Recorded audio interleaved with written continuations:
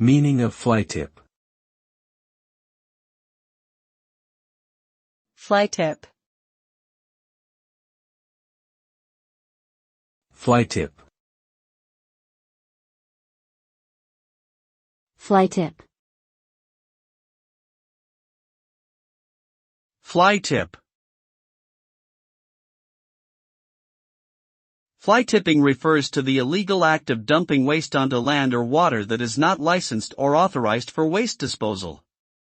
This can include anything from household rubbish to hazardous waste, and can cause serious environmental and health hazards. The result of fly tipping is that the dumped waste can pollute the surrounding area, harm wildlife, and pose a risk to humans.